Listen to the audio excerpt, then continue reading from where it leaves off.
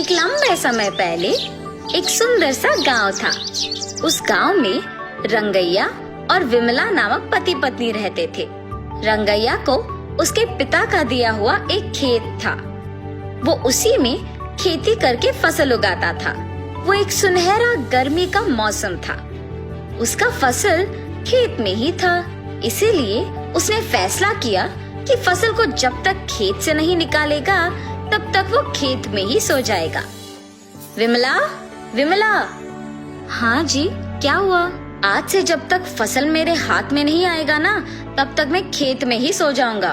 ठीक है जी, ख्याल रखिए। ऐसे रंगैया उसके खेत में सोने जाता है। गर्मी की मौसम होने पर खेत में ठंडी हवा चल रही थी और वो आराम से सोता है। आधी रात को अचानक पायल की आवाज सुनाई देने पर वो जाग उठता है। चारों ओर देखता है और कोई ना दिखने पर वापस सो जाता है। थोड़ी देर में वापस उसे पायल की आवाज सुनाई देने पर डर के मारे जाग उठता है। हाँ, यहाँ तो कोई नहीं है, तो फिर ये पायल की आवाज कहाँ से आ रही है? ऐसे जब चारों ओर देखता रहता है तो पायल की आवाज फिर सुनाई देती है। तब उसे एक परछाई पीछे दिखती है तो उस तरफ मुड़ता है।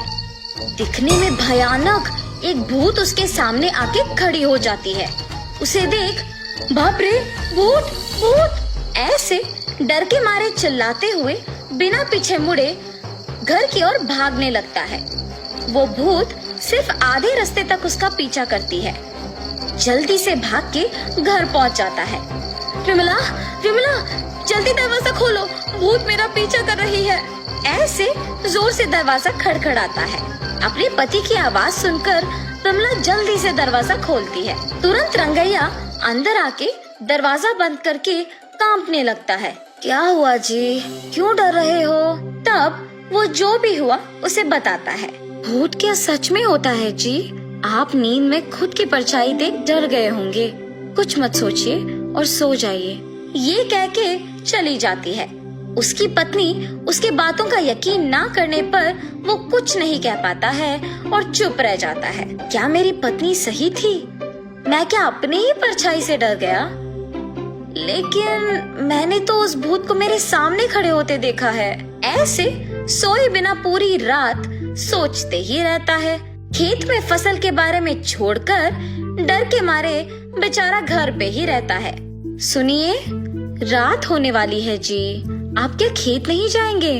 अगर मैं अपनी पत्नी से कहूँगा कि मुझे खेत जाने से डर लग रहा है तो न जाने वो मेरे बारे में क्या सोचेगी। उस खेत में अगर सच में ही भूत है तो भी मैं नहीं डरूंगा, मैं जाके आऊंगा। ऐसे अपनी पत्नी से कह के उसके खेत जाता है।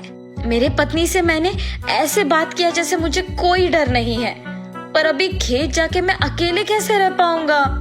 ऐसे डरते हुए खेत जाता है।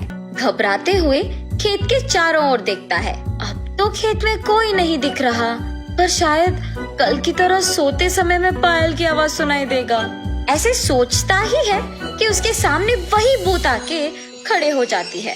कल तो तुम बच गए, पर आज मैं तुम्हें बचने नहीं दूंगी। मुझे कुछ मत करो, मैं यहाँ वापस कभी नहीं आऊंगा, मुझे छोड़ दो। तुम्हें छोड़ दूं? ऐसे जोर से हंस के रंगैया को गायब कर देती है। सुबह हो गया, मेरे पति अब तक लौट के क्यों नहीं आए?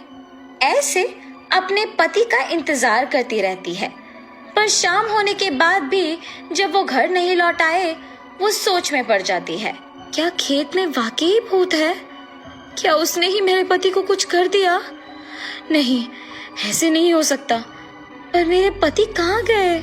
मुझे जानना ही होगा। ऐसे सोचते रहती है। आज रात को मैं अपने पहचान के आदमी से खेत का चौकीदारी करने कहूंगी। अगर वो भी लौट के नहीं आया तो फिर इसका हल सोचूंगी। ऐसे फैसला करके विमला अपने पहचान के एक आदमी को खेत की चौकीदारी करने भेजती है। पर जब वो आदमी भी सुबह लौट के नहीं आता है, तब घबरा के सोचने लगती है, क्या मेरे पति की बातों के मुताबिक वहाँ एक भूत है? जिस आदमी को मैंने चौकीदारी करने भेजा, क्या उसको भी भूत ने कुछ कर दिया? अब मैं इस समस्या का हल कैसे ढूंढूंगी?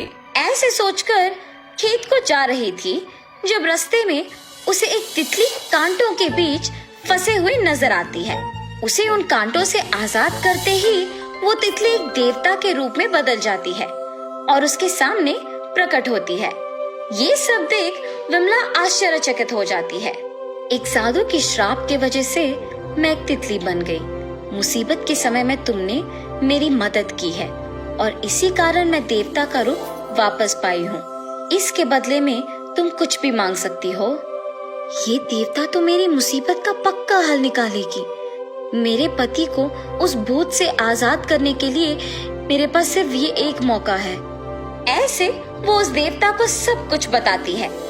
उस भूत से मेरे पति को बचा के उस भूत को हमेशा के लिए हमारे खेत से भिजवाने का हल बोलिए माता। ठीक है, मैं जो कहूँगी वो कर सकोगी ना? हाँ, जरूर करूँगी। ऐसे कहने पर देवता विमला को एक मंत्र बोलती है। मैंने जो मंत्र कहा है वो तुम्हें उस भूत को देखने के तुरंत बाद अपने आंखें बंद करके मन में कहना होगा। तब वो भूत तुम्हें छोड़ के चली जाएगी और उस भूत से तुम छुटकारा पा सकोगे।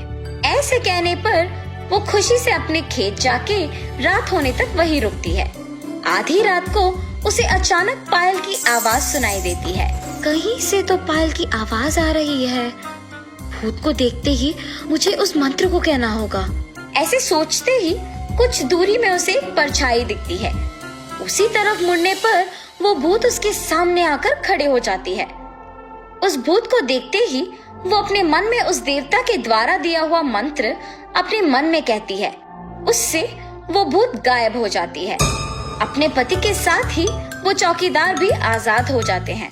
उस भूत से छुटकारा पाने के लिए सभी विमला का अभिनंदन करते हैं और सभी खुश होकर वहाँ से घर चले जाते हैं।